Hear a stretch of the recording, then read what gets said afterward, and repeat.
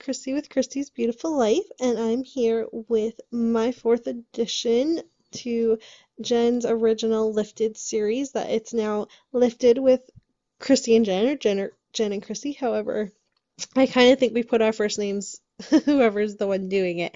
I don't think it matters though, guys. So this week we decided to take inspiration from Wilna Furstenberg, and how amazing is she always. But her latest video she did had these awesome pink stripes, and it was a black and white photo, and oh, so pretty. And I did try to play around and do some pink stripes and stuff, but it didn't work, so I didn't even add that into the video. Instead, what I took from it was the black and white, doing a border with black and then the white, and using a die cut with some words because she had flowers. I think it was her own cut file, and so that's where I took my inspiration from. And my son's sitting right next to me, so sorry about the noise. So what you saw first was I was debating between using two different, I pulled out two things. One was a heart, white pattern paper, and then black, and then this one. And this is the one I went with. I liked the wood grain. I thought it fit well with my picture. And then it's kind of a grayish chevron geometry, I don't know, a grayish background is what I'm using for my border. As you can see, I kind of had everything all figured out. I did the same layout that Wilna did, so it's kind of a scrap lift within that aspect. And then I just decide where I want everything to go. I had pre-written my journaling this time because I knew exactly what I wanted to say. And what this is pictures of these really cool stools that I saw when I was on a trip to Winthrop, which is in Washington State. And I love that little town. It's so pretty and quaint, and it's really the perfect getaway. I went here in 2011, so this is a bit of an older layout to be scrapping. Well, the layout's not old, but the picture's older. But I really wanted to get it scrapped because I loved them, and if I could find a way to make them myself, I would. The seats are actually out of tractor seats, so pretty cool. Very small town feel to them, and I grew up in a very small town. I'll tell you, my graduation class was maybe at the 100 mark. I think it was less than that, though. I think there was only like 96 of us that graduated.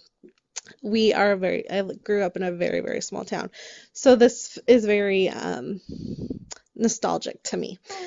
So now let me get to my layout. So I am following kind of the same layout design that Wilna had done on hers. And I decided to back everything with a bit of tissue paper. I just love the look that provides.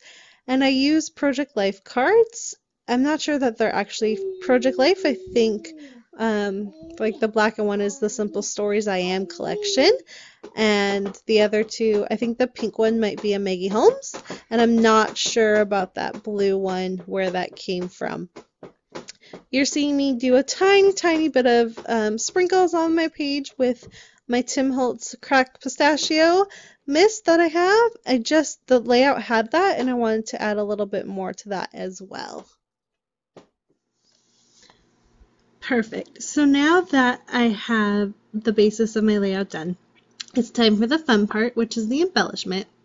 I start by adding this really cool overlay with the gold around the edges to help tie in that gold heart on that 4x6 Project Life card. I also just add a gold paper clip that I had in my stash, and that was I think my last one. I have a few more from that collection, but that is my last actual paper clip there. I had an acetate little heart, and then it says "Hey There," so my title is "Hey There, Winthrop." And I really liked the way that worked well. I then am going to decide how to do my strips. I first play with the idea of adding one long strip of blue and then the smaller strip of red, which I've learned from watching Jen Scow how she does that. I watched quite a few layouts that she's done it, and I don't know why no one, like, how do we not think of this stuff? We watch it and we're like, oh yeah. So I love getting inspiration like that. But I really like that, so I first tried to do it that way. And it was okay, like it looks okay, but I think that I'm going to try something else, and I do end up going with the other option. It just ended up working better that way. So what I'll do is now retrim. See, I'm still trying to play around, just trying to figure out what I like. I'm going to grab those pieces of pattern paper again, and I'm just going to retrim it so that it's on a diagonal. And I just do that by lining up where I want it to be, and then I just slide the edge right into the middle. I'm showing you, like, I just do it like that. So I line it and then cut it. And that's how I try to make sure that it's always about the same size that way.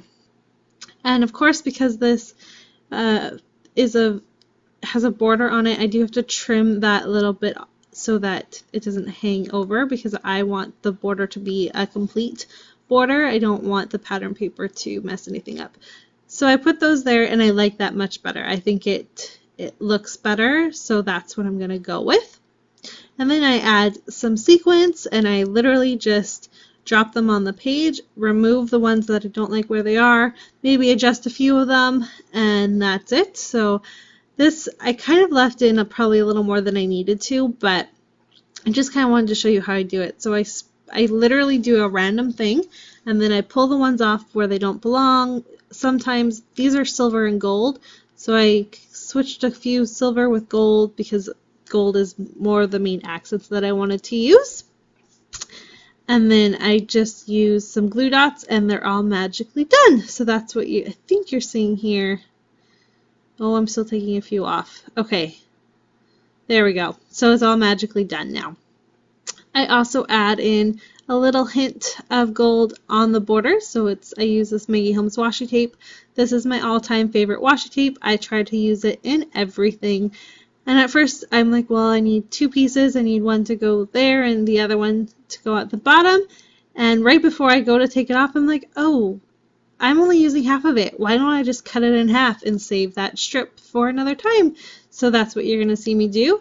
I was super proud of myself for thinking of that. I'd done it before, but I wasn't thinking for some reason. So I was excited that I'm like, oh yeah, great way to make that last longer, because it's going to be a sad day when I get that used up.